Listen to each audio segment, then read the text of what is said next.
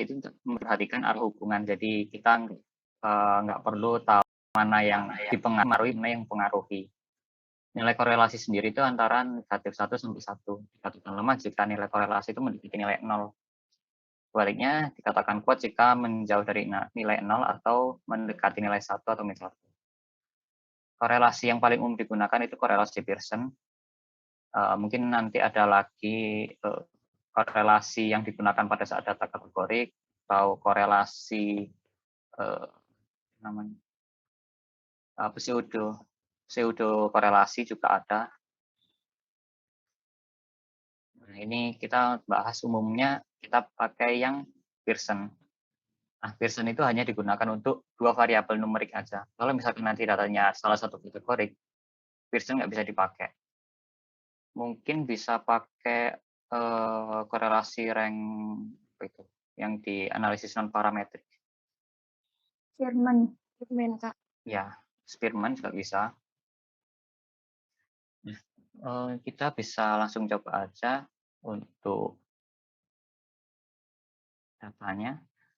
Di sini aku langsung pakai data yang dari R itu sendiri, yaitu data cars.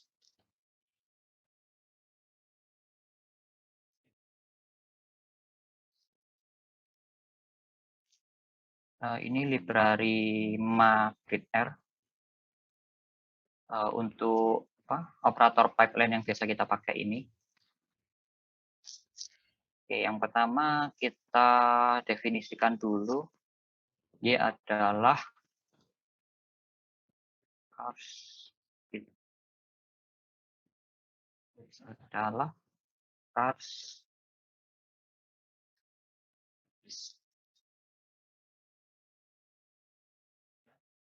bar Y min bar X.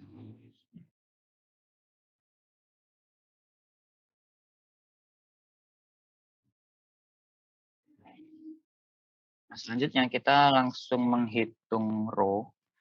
Itu pakai rumus aja.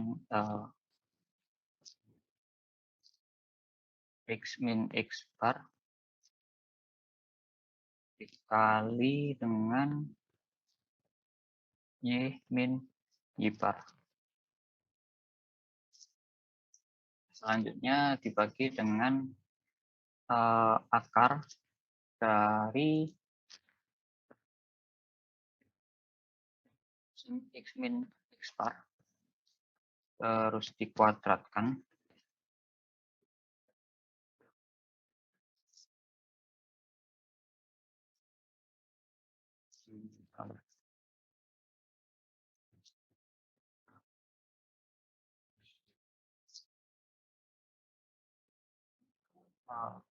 Seperti ini.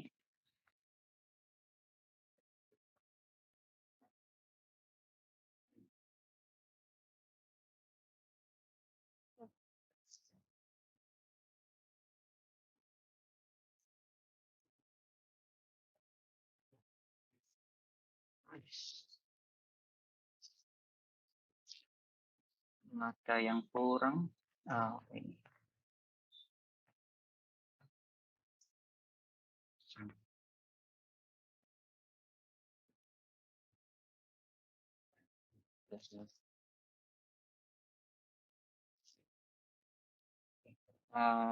Pembilang.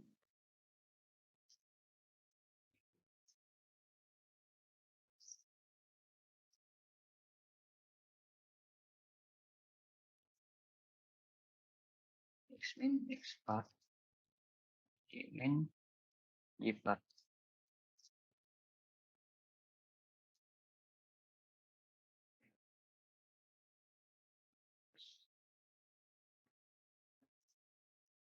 Kalau sesuai rumus akar dari jumlah terus ini kalikan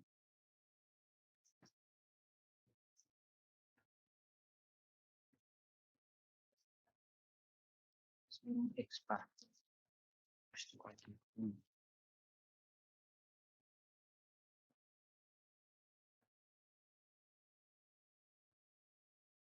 menyebar.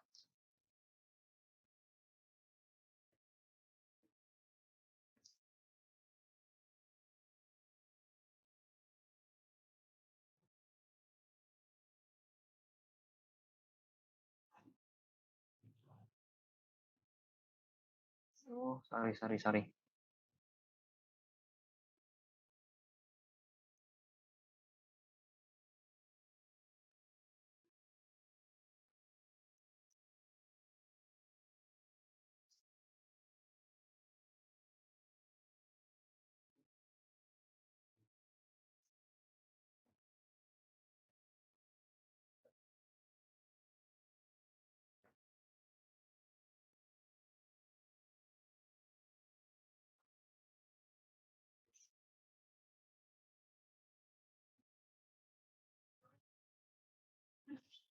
Ketemu korelasinya adalah 0,8 sekian.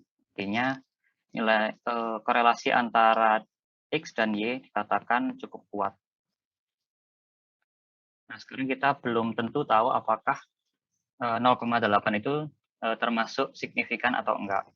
Kita bisa melakukan uji signifikansi parameter, uji signifikansi koefisien korelasi Pearson dengan hipotesisnya ρ sama dengan 0 melawan ρ tidak sama dengan 0.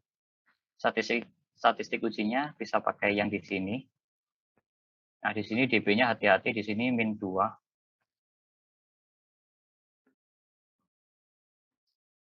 Di sini ketemu korelasi p-value-nya adalah mendekati 0, artinya korelasi antara X dan Y dikatakan signifikan.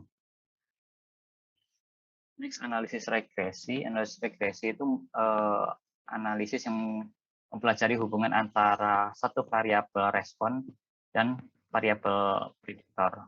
Variabel prediktornya boleh satu, boleh lebih dari satu. Variabel Y harus bersifat numerik, sedangkan variabel X boleh numerik, boleh kategorik. Tapi kalau misalkan nanti kategorik, ranahnya ke regresi dummy dan harus berupa faktor.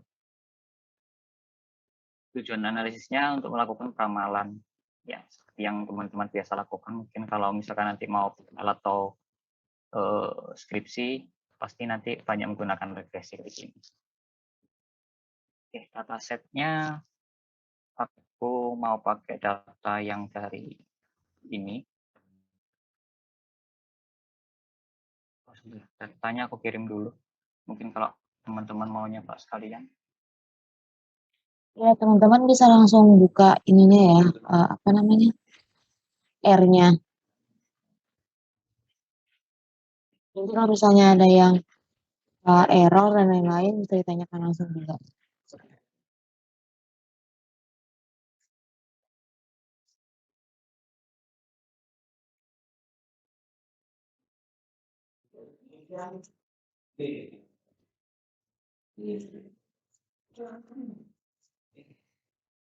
Oh, sebentar.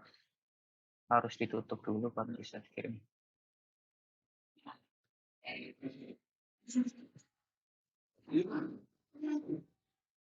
Oke.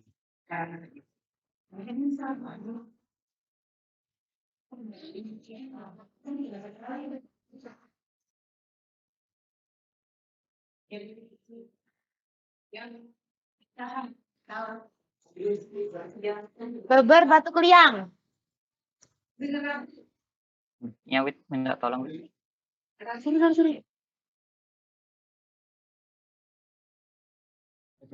Kalau misalkan kita membaca data, kita mungkin bisa pakai Excel gitu ya, tapi ada satu cara yang kurang umum dipakai, tapi menurutku cukup efektif. Kita namain aja data, terus create tabel. Kita bisa ngambil dari clipboard. Header-nya kita true. Jadi caranya adalah data yang di sheet 1 ini kita pilih semua. Kolom 54 baris ini kita pilih semua, lalu kita copy. Terus di run coding ini. Datanya udah langsung muncul kayak gini.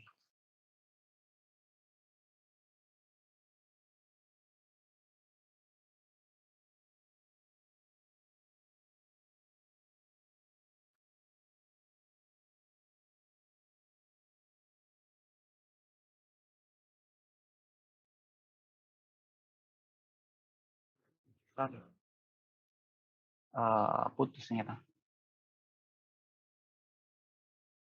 Oke, aku ulangin.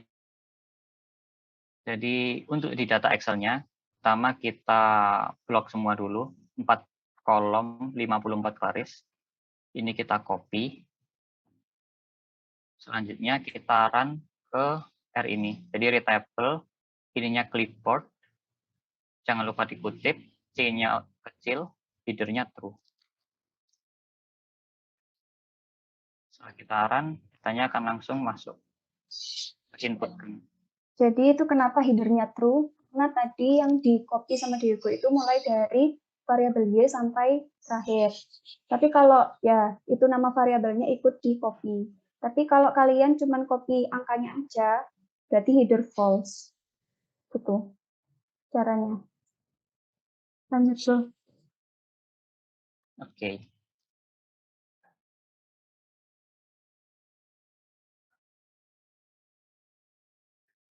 Ini di dataku kebetulan Y-nya adalah tingkat kematian, satu adalah ketersediaan dokter, dan seterusnya.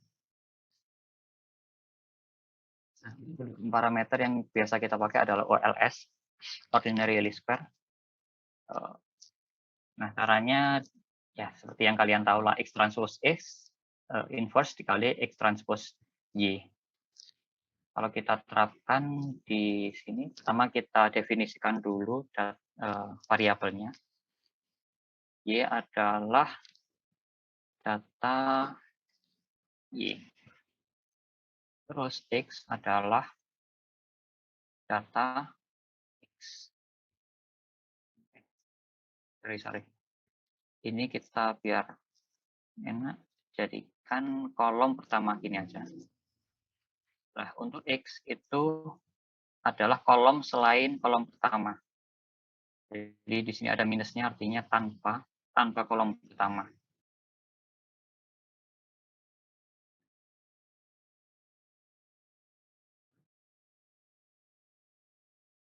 Jadi ada satu hal yang perlu diperhatikan, yaitu kita perlu suatu kolom yang menandakan bahwa dia itu adalah konstanta. Terus jangan lupa diubah juga menjadi matriks biar bisa dioperasikan.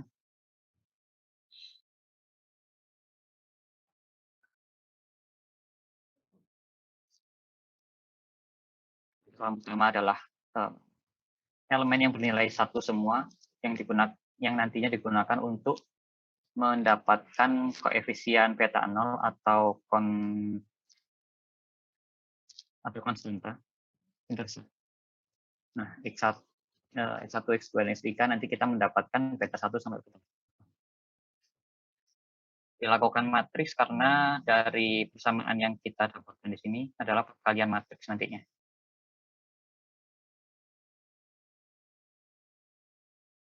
Next, kita kasih nama beta aja.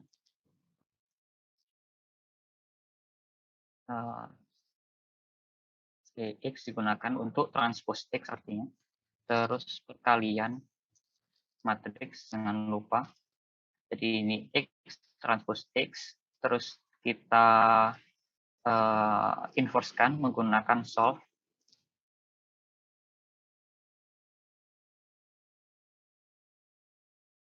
Dikalikan dengan X transpose Y.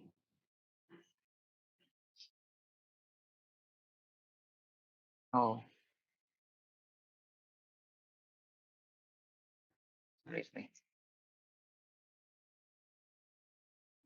Ini kita udah dapat penduga parameter 11,94 untuk konstantanya dan lain-lain.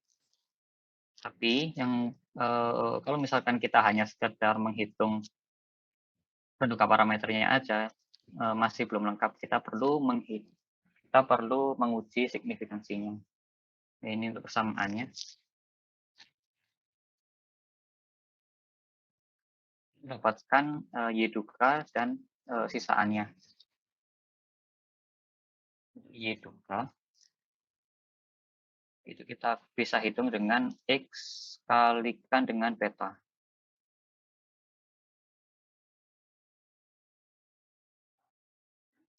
Ini adalah Y. Biasanya disebut dengan Y fit. Terus error. Error adalah selisih antara Y duga dengan Y yang asli, yang real. Y min Y duga.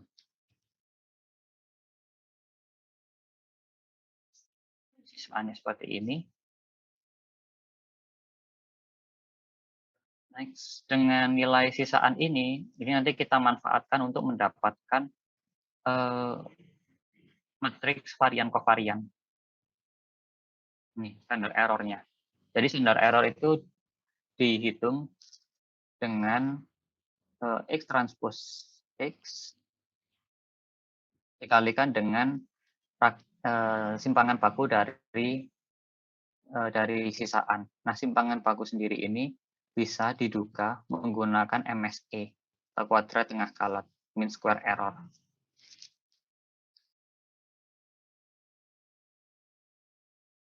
Kita dapatin dulu MSE-nya adalah sum dari E kuadrat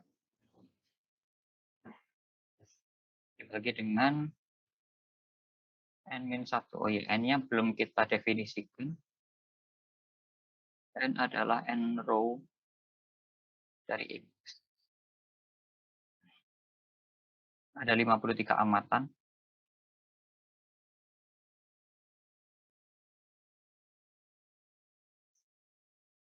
Ini MSE-nya 2,55. Ini akan menjadi penduga bagi simpangan baku galat.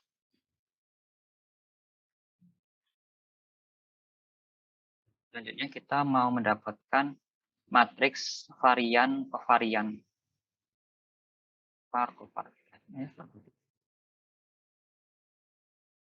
Kita kalikan MSE dengan ini. X transpose X inverse.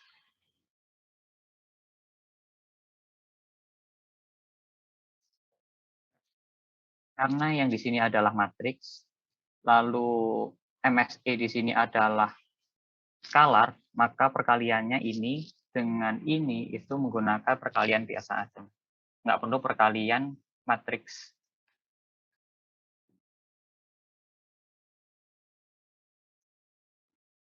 Ya, kita udah dapat varian kovarian, matriks varian kovarian dari penduga parameter kita.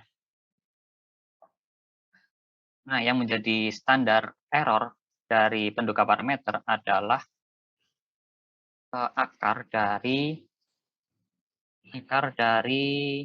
diagonal matriks varian kovarian ini. Jadi kita ekstrak dulu varian kovarian, kita ekstrak diagonal utamanya. Selanjutnya kita akar square.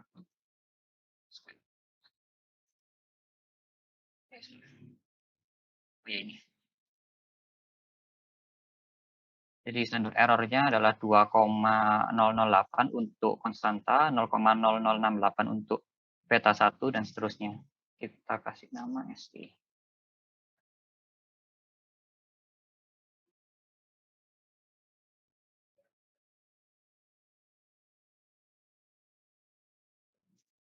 Next, SE. Ini kita gunakan sebagai pengujian uji signifikansi dari masing-masing beta. Kita punya beta 0, beta 1, beta 2, dan beta 3. Nah, kita juga udah punya masing-masing standar errornya untuk masing-masing beta tersebut. Sekarang tinggal dihitung dengan nilai berdasarkan distribusi T. dB untuk beta 0 adalah N-1. Tapi kalau misalkan untuk beta 1, beta 2, dan beta 3 menggunakan N-P. Dengan P adalah banyak prediktor.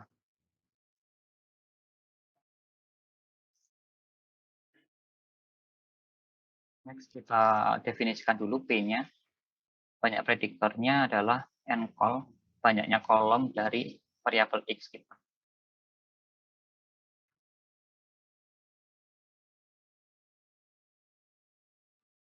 Oh ya, nggak bisa dibuka. Bentar, aku kirim ulang mungkin ya. Yang lain bisa buka nggak? Apa bisa, Kak? Aku kirim ulang. Mungkin format Excel-nya, Bos.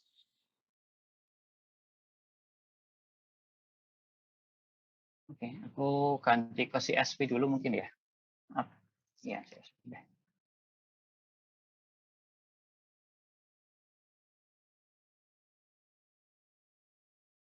Ya, terima kasih sudah diingetin.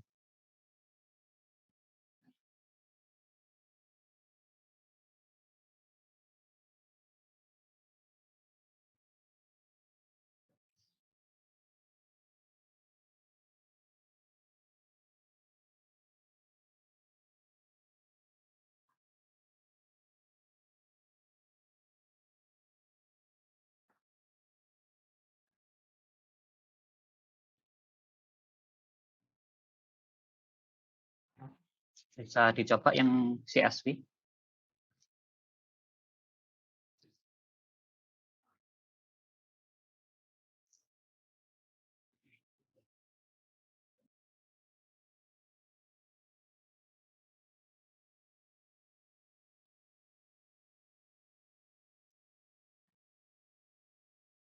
Bagaimana? Apa masih error?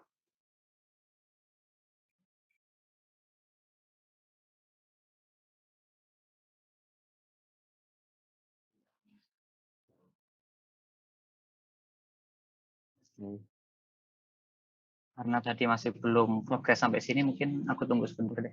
Nggak apa teman-teman jalanin codingnya. Atau aku bikin aja mungkin ya.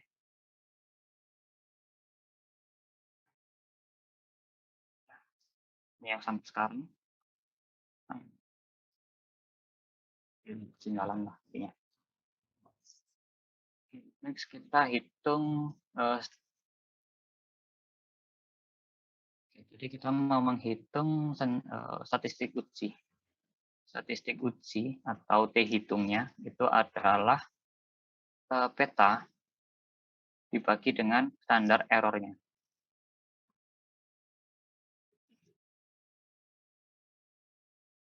Lalu kita hitung p-value-nya. Nah, di sini p-value-nya kita bisa pakai PT. Tapi ini diabsolutkan. Terus derajat bebas N min 1. Oh, sebentar. Aku bikin yang perhitungan pertama adalah PT dikali dengan absolut dari statistik uji dengan db-nya adalah n-1, terus lower tail kita set ke false. Ini untuk yang pertama. Untuk yang selain beta 0, kita samakan dengan ini.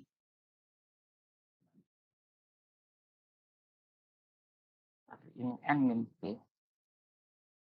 ini min 1. Artinya yang beta 1, beta 2, dan beta 3. Sedangkan yang ini adalah untuk beta 0. Tapi jangan lupa karena di sini kita menggunakan uji dua arah. Jadi bisa lebih dari 0, bisa juga kurang dari 0. Berarti di sini kita kalikan dengan 2.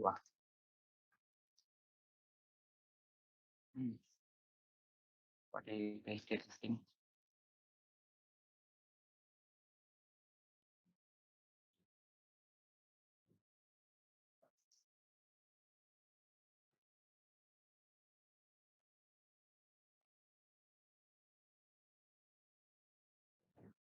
Nah, dari sini kita kelihatan kalau misalkan yang signifikan itu hanya konstanta dan beta 3.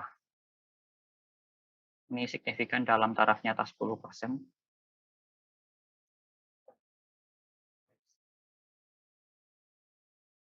Dari semua ini bisa kita rangkum pakai data frame. Jadi petanya kita running. Jadi kalau peta kita aplikasikan dengan row names, dia akan mengembalikan nama-nama kolom yang ini. Jadi cons, X1, X2, X3.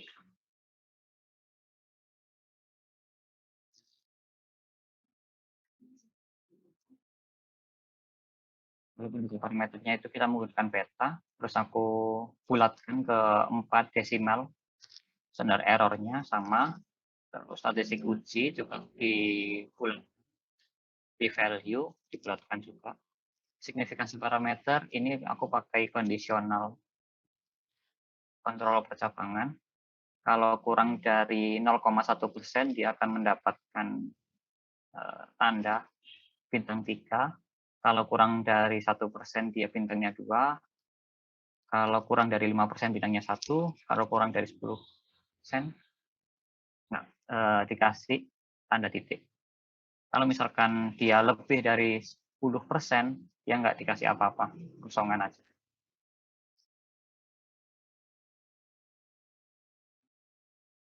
Di sini apa ada yang ingin ditanyakan?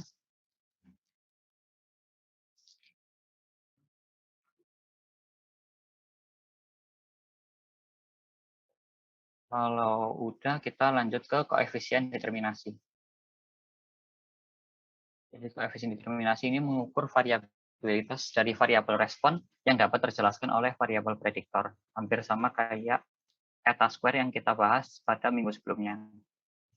Nilainya berkisar antara 0 sampai 1, beda kayak korelasi tadi yang bisa negatif 1 sampai 1. Di sini nilainya 0 sampai 1. Ya positif semua. Dikatakan baik jika nilainya mendekati 1. Di situ dengan kesamaan jika error dibagi jika total.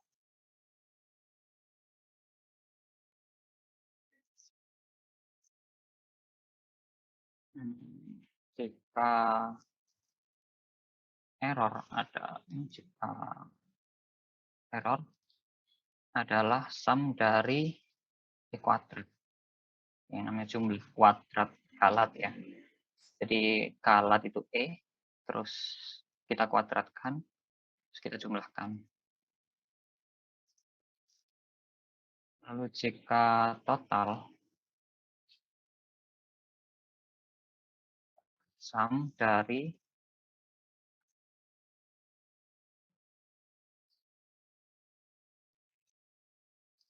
Y dikurangi rata-rata, Y rata-rata, terus yang ini kita kuadratkan.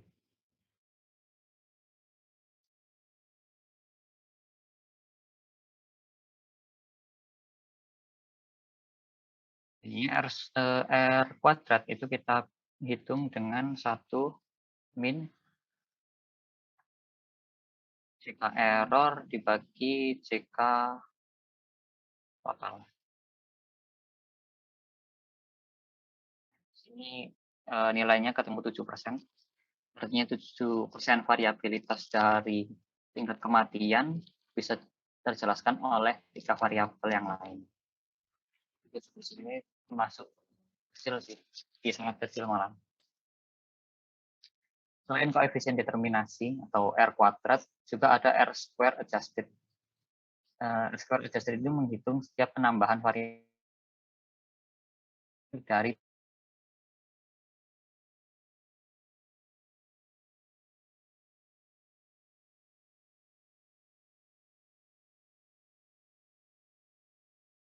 lebih tinggi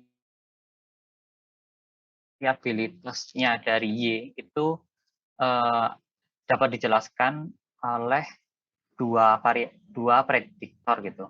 Sedangkan kalau cuma satu, dia pasti R square-nya lebih kecil.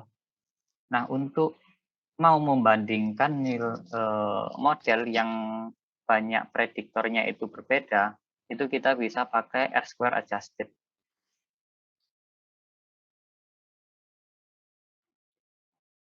Jadi bisa aja model dengan 2 variabel prediktor itu R-square adjusted-nya lebih besar daripada model yang menggunakan 3 bahkan 5 variabel prediktor.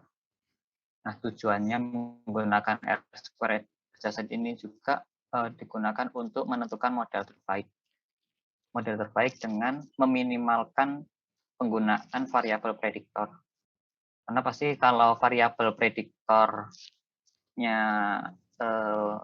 variabel prediktornya banyak, pasti di sini derajat bebasnya juga akan kehilangan banyak.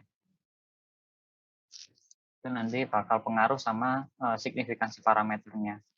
Untuk menghindari itu ya kita harus menggunakan sesedikit mungkin variabel prediktor, tapi menghasilkan nilai R-square adjusted yang sebesar-besarnya.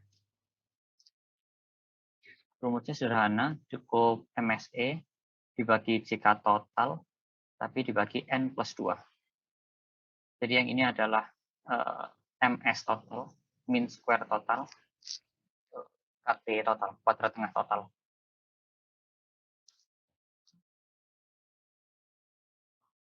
Ini 2%. Ya wajar kalau misalkan ini lebih kecil, karena dia terkoreksi.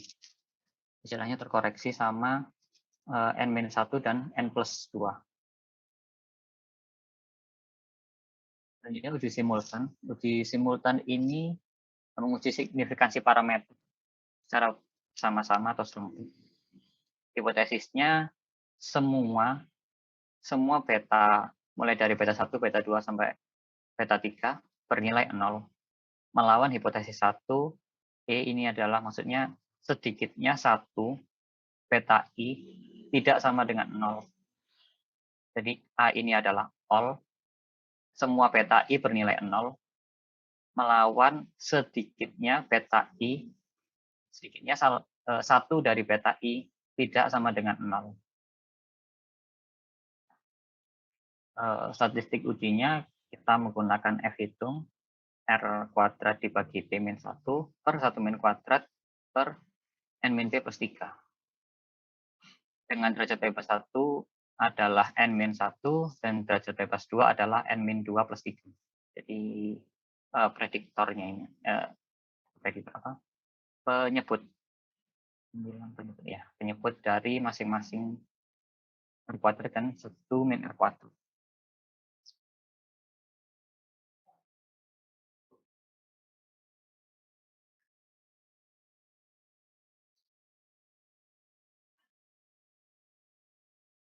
Hitung tadi rumusnya adalah R kuadrat dibagi N min 1. P min 1 bagi 1 min R kuadrat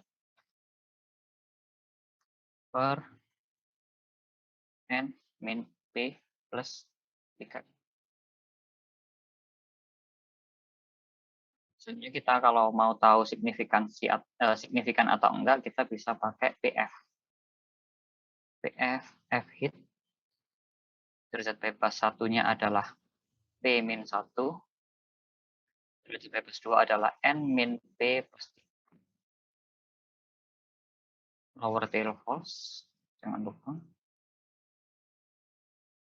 Oh, yang salah ini.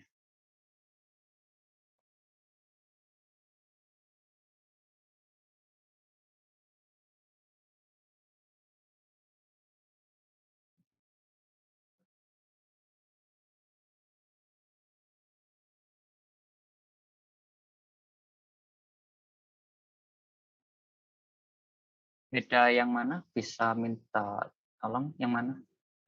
Tahap mana maksudku? Sebentar Kak, waktu JKE sama JKT-nya, waktu nyari R-nya Kak, nyari R-nya aku dapat R-nya itu aku dapat malah 0,93, malah kebalikannya. Terus R kuadrat adjustednya 1 min? 0,93. Iya, udah di 1 min.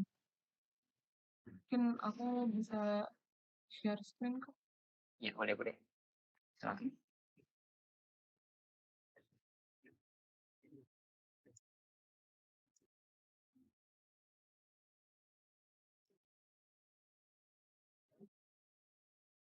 Ini, Kak.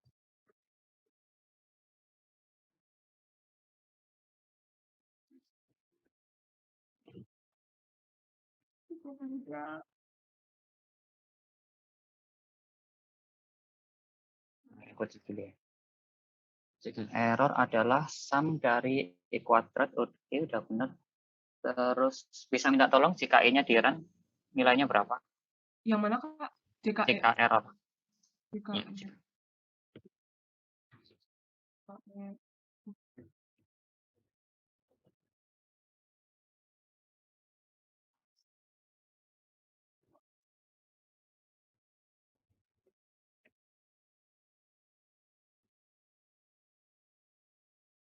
Oh, sebentar. Yibar itu apa kalau boleh tahu?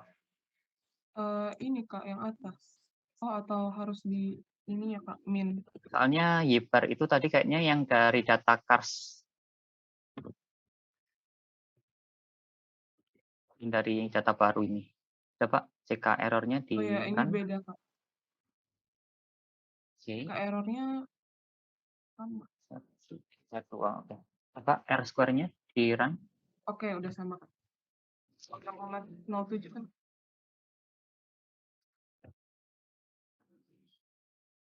Ada yang lain? Ada lain yang error mungkin? Makasih, Kak. Sama-sama.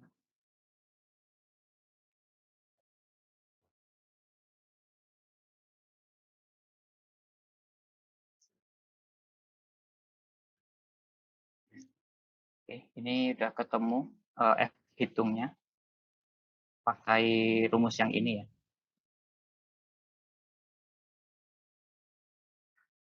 0,266 artinya bahwa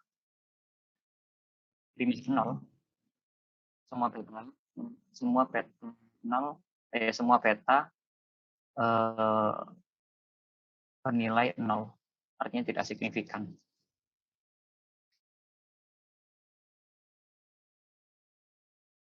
Kita coba penggunaan function. Oke. Ini misalkan aja ya. Misalkan aku datanya itu aku hapus berapa?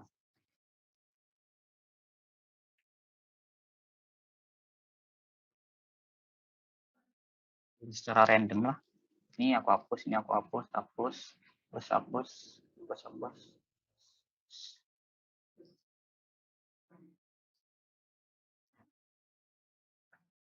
Setelah itu datanya aku masukin lagi. Aku kasih nama data satu. Sama kayak tadi, create table. Kita pakai clipboard.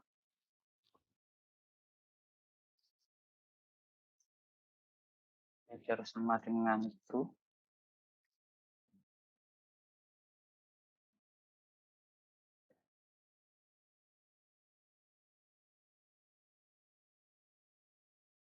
Oh, ya karena tadi ada data yang hilang.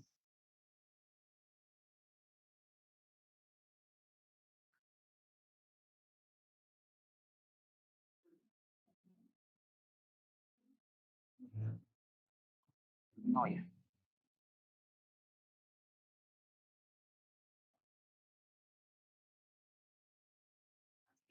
Situ.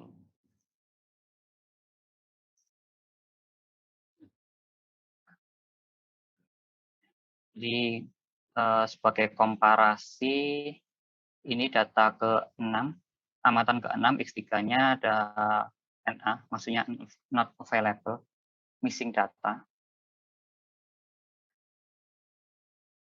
Oh, sebentar. Ini ada yang salah.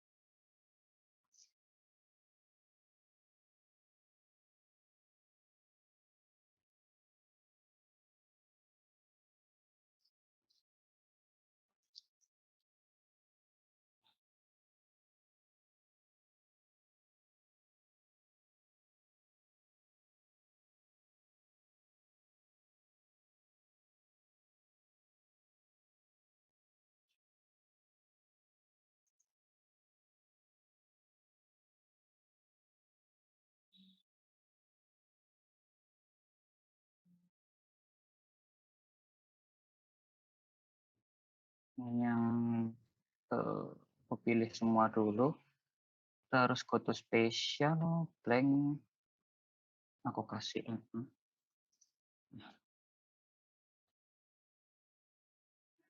baru ini bisa.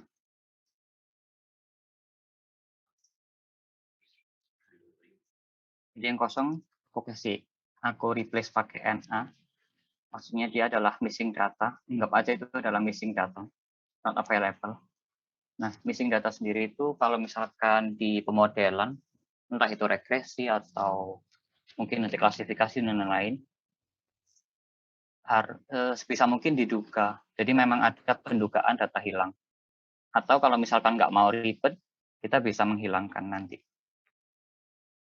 Tapi sebelum itu, kita eksplorasi dulu datanya. Kita bisa pakai STR atau structure data 1. Kolom pertama sampai kolom keempat ini kita bisa lihat bahwa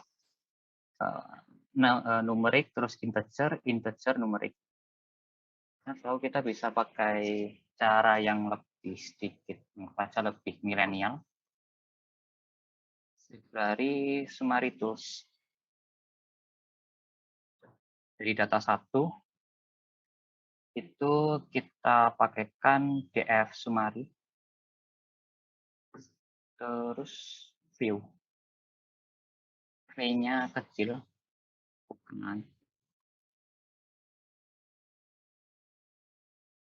Kalau misalkan char bisa dirubah dulu ke data 1 Y as numerik.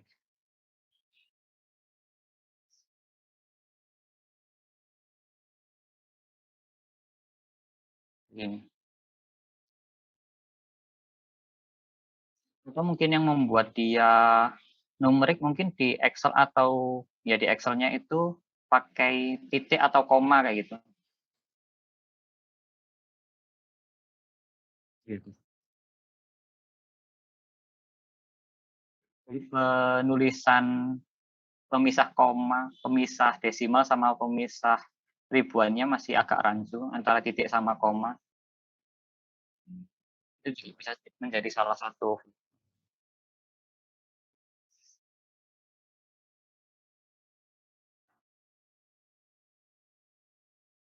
Udah koma. Oh, dia aku malah titik soalnya. Tuh, Y-nya titik. Jadi kalau di format Excel-nya yang di Shadeco itu, titik di Excel itu menandakan koma. Gitu. Mungkin kalian Yosi ini masih koma.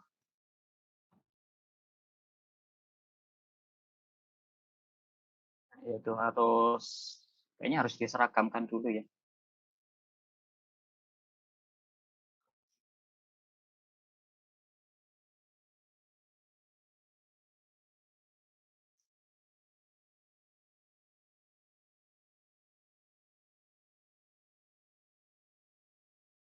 Bisa minta tolong share screen aja.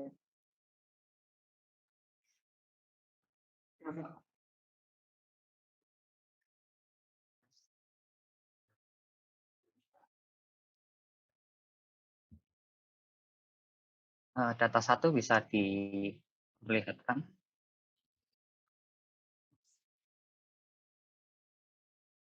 Nah, ya itu menjadi Y-nya kebaca koma. Padahal seharusnya itu titik. Oh, kalau di Bisa R minta harus tolong. titik ya? Kalau di R harus titik. Oh, oke. Bentar. Jadi mungkin di Excel-nya bisa di replace dulu, koma jadi titik. Koma jadi titik.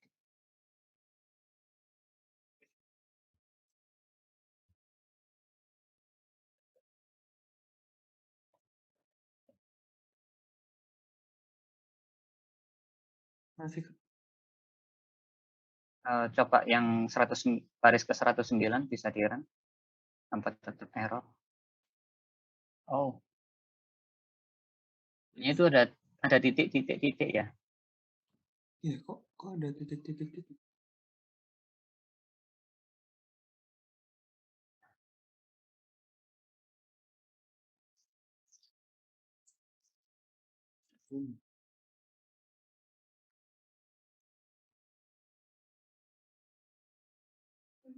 Sebentar. Bisa minta tolong di apa? Excel-nya ditutup tapi jangan di save.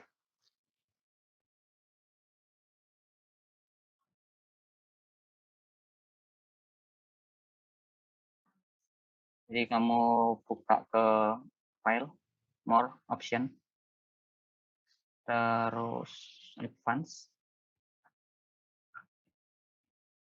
Nah, ini ininya mungkin bisa jangan dicentang. Terus kamu ganti desimal separatornya itu adalah titik, thousand separatornya adalah koma.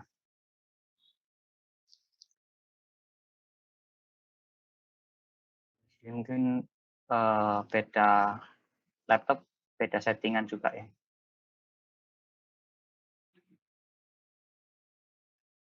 Oke Kak, makasih Kak. Could not find function itu namanya lain ya, yang kita bahas di pertemuan pertama. Kalau itu nggak bisa, kita harus nge-run library magritte-r dulu. Magritte-r.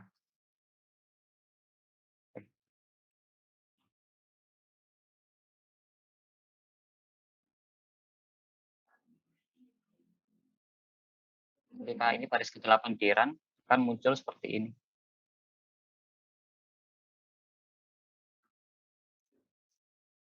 Di sini kita bisa tahu, misalkan missing value-nya itu ada berapa persen, terus bentuk datanya seperti apa, nilai rata-rata, standar deviasi, statistik 5 serangkainya juga bisa ketahuan di sini.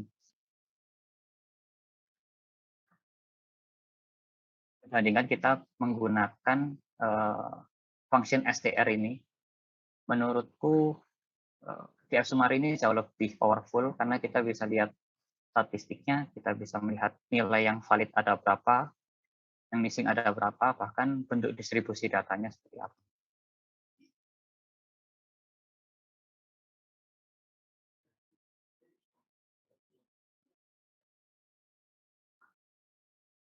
Karena tadi kita ada missing data, kita perlu menghilangkannya. Kita bisa pakai ML omit. Jadi kita menghilangkan data-data yang missing value, yaitu nah itu tadi.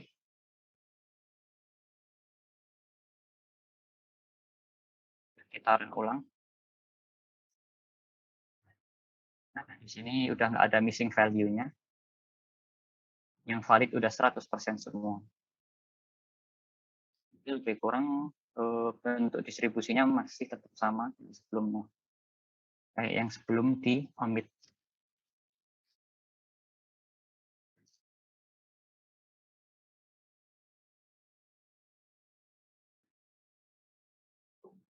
Next yang perlu kita eksplorasi adalah terkait korelasinya. Korelasi kita bisa pakai core, yang teman-teman tahu. Ini kita bisa mendapatkan matriks korelasi. Jadi Y dengan X1 itu korelasinya 0,26, Y dengan X3 negatif 0,03.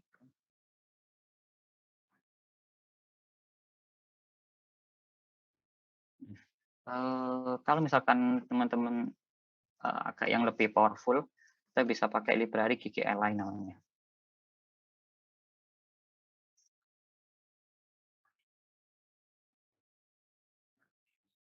Itu bisa GGPairs 1.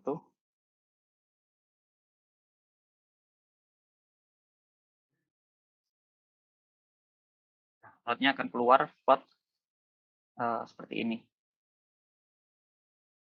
Jadi scatter plot antar variabel Y dengan X1 seperti apa, Y dengan X2 seperti apa, bahkan nilai korelasi antar variabelnya. Plus ada tanda bintang yang menandakan dia signifikan.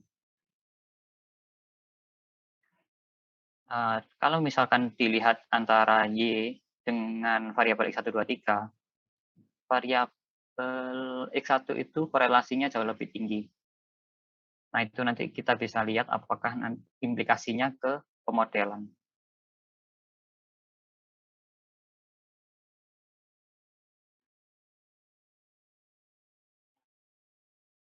Text modeling ya. Ya, modeling seperti yang kalian tahu, kita bisa pakai LM, linear model. Titik ini menandakan bahwa selain variabel Y, akan menjadi variabel prediktor.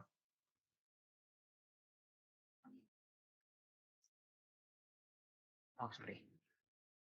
Itu satu. Modelnya seperti ini. Ini harusnya akan sama seperti penggunaan manual seperti tadi. Tapi karena datanya beda, nilainya beda. Lanjut, sekarang kita mau membandingkan beberapa model sekaligus. Misalkan kita punya model 1, itu adalah LM, tapi kita pakai X3 aja.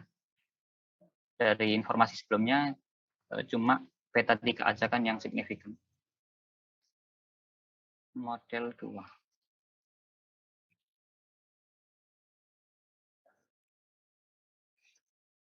Sini kita pakai X1 plus X2.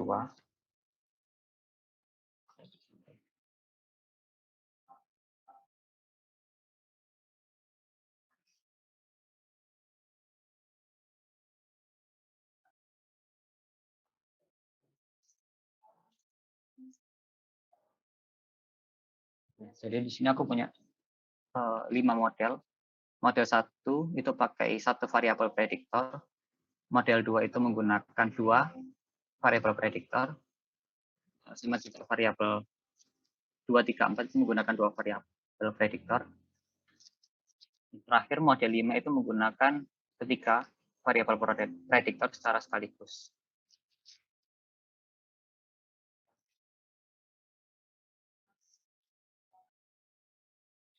Kita bisa melihat secara sekaligus, kita bisa pakai variabel library maksudku. Package Stargazer.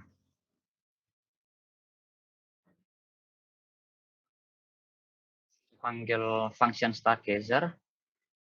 Model 1, model 2, model 3, model 4, model 5. Terus type-nya kita pakaikan teks. Kan muncul seperti ini. Ini udah rangkuman semua beberapa parameter beserta goodness of fit-nya. Jadi model 1 itu yang signifikan konstanta. Terus model 2 yang signifikan juga konstanta. Terus yang lain juga seperti itu ini. Model keempat yang signifikan X1 dan konstanta. Model 5 yang signifikan X1 dan konstantanya. Yang di dalam kurung ini adalah standar error-nya. Terus kita bisa lihat juga R-square. Nah, karena yang jumlah variabel prediktornya yang sama itu ada model 2, 3, dan 4, kita bisa menggunakan R-square saja.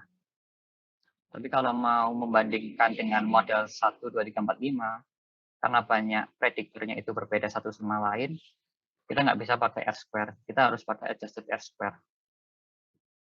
Nah, dari sini model yang paling baik itu kita bisa lihat adalah model 4 dengan adjusted R-square 0,051.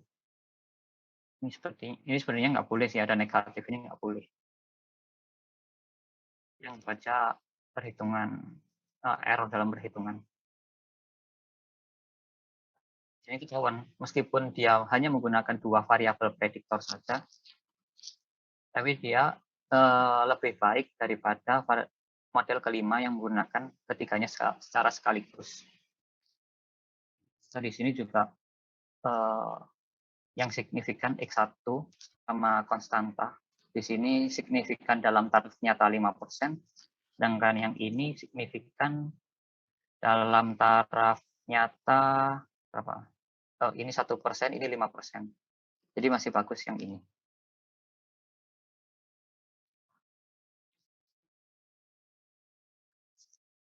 Dari statistik UCF juga dia yang paling tinggi.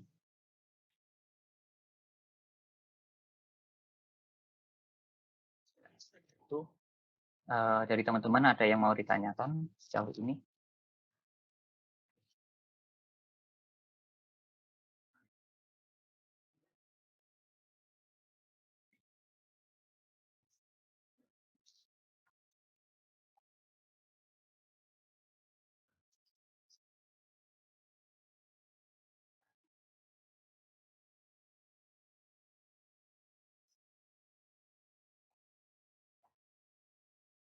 Kalau nggak ada mungkin, oh,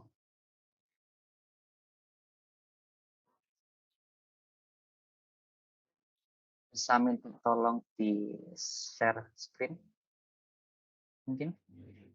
Yang error bisa Sri Handayani.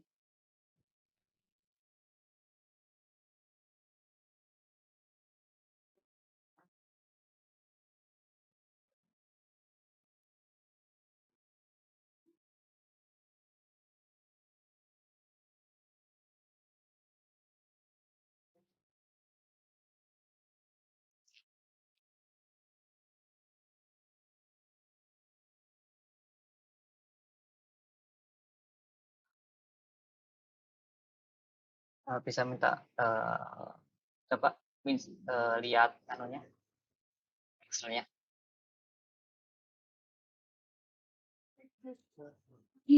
Saya nggak bisa dibuka, Kak. Soalnya datanya kan formatnya CSV. Itu di Excel-nya nggak bisa dibuka. Oh iya Pak, yang Excel yang pertama aku kirimin tadi. Nggak Itu bisa juga juga. nggak bisa, Kak. Kenapa ya? Ya, kalau bisa mungkin bisa dibuka lewat read CSV aja kalau seperti itu. Coba diketik read.csv.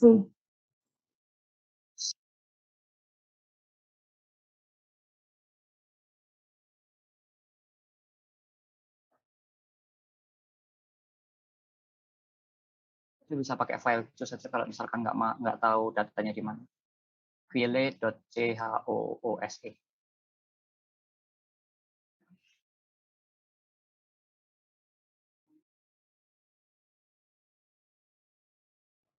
Gimana, Kak? Masih bingung? File.choose. CSV, terus di dalam read CSV itu ada file.choose. Nah, kirim ke chat.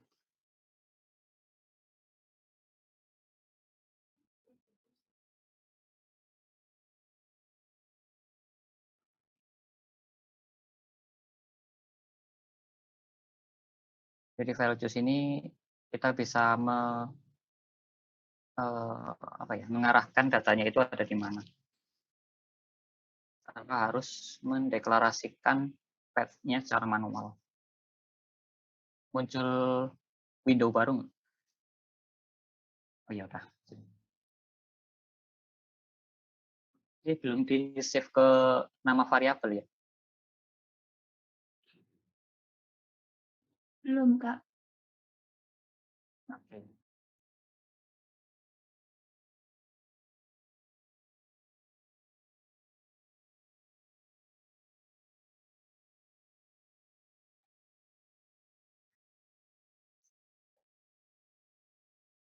Misalnya kalau misalkan nggak bisa dibaca lewat clipboard atau enggak, itu jujur aku masih belum tahu alasan apa sumber permasalahannya di mana. Jadi masih belum bisa bantu kalau sejauh itu. Misalkan bisa pakai clipboard, ya teman-teman manual pakai read CSV atau read Excel aja. Sama-sama. Ada lagi yang mau ditanyakan?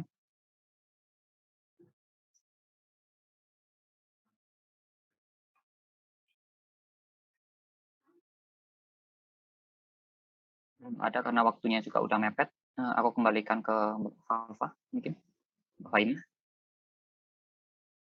Ya, kalau memang sudah tidak ada yang ditanyakan lagi, sekian praktikum komputasi statistika kita pada pagi hari ini. Terima kasih. Dan kurang lebihnya dari kami mohon maaf. Wassalamualaikum warahmatullahi wabarakatuh. Jangan lupa isi presensinya di Google Classroom ya.